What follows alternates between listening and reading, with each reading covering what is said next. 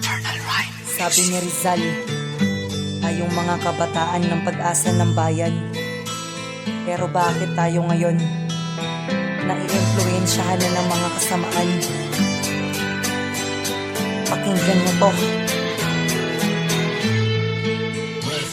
Nasaan na mga pangarap mo? Sundalo, pulis at abogado. Kung isa ka na sa nagtutulak ng marijuana at shabu dito sa Pilipinas na pinangakuan mo, ibabangon, isusulong. Ngunit anong nangyari, ba't bumaliktad? Droga ang pinapalawak at laging hinahanap.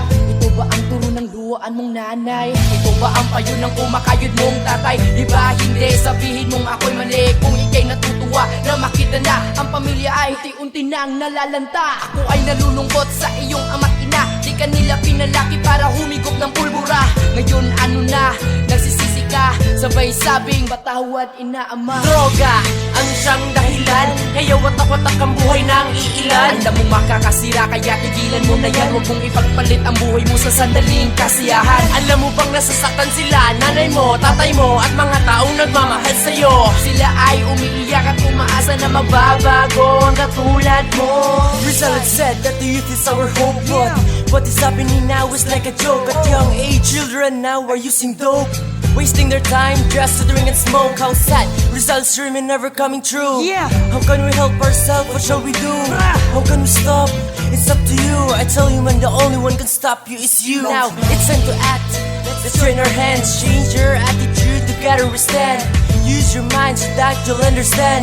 We are the only hope of our land. Kaya open your eyes and to realize and think what will happen if you keep on using. Don't be confused and don't be afraid. God will guide you, just to believe and pray. Droga ang siyang dahilan, kaya watak-watak ang buhay ng iilan. Alam mo makakasira, kaya tigilan mo na yan. Huwag mong ipagpalit ang buhay mo sa sandaling kasiyahan. Alam mo bang nasasaktan sila, nanay mo, tatay mo, at mga taong nagmamahal sa'yo? Sila ay umiiyak at umaasa na mababago ang katulad mo. Sa pagdaan ng panahon, nagdadagsa ang pagbabago. Isikal na nabasihan o sa pag-iisip ng tao. Ang masakit pa ay sa kabataan unang nakikita. Ang tinatawag ng mga masasamang impluensya. Isa na rito ay ang droga o ang weed. Para daw lumilipad patungo sa himpapawid. Katuwaan ng bato or will it get our to our need? Mas pipiliin mo ba ang pag-aaral o ang pagwiwid? Think about that, kapatid, di pa huli para magbago. Gawin ang desisyon, baka kinabukasan ay maglaho. Gusto mo bang isuot ang toga sa inyong grad? O gusto mo bang tuluyang makulong sa rehab? Let's stand against drugs and iron things out. Let's help our community a better place now. Cause the future of tomorrow is not impossible, right? We must be faithful to guide our life to the right.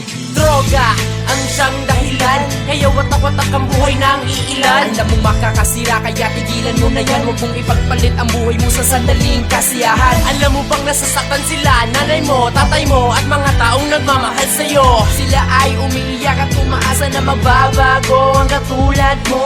Droga ang siyang dahilan, kaya watak-watak ang buhay ng iilan. Alam mo makakasira, kaya tigilan mo na yan. Huwag mong ipagpalit ang buhay mo sa sandaling kasiyahan. Alam mo bang nasasaktan sila, nanay mo, tatay mo, at mga taong nagmamahal sa'yo?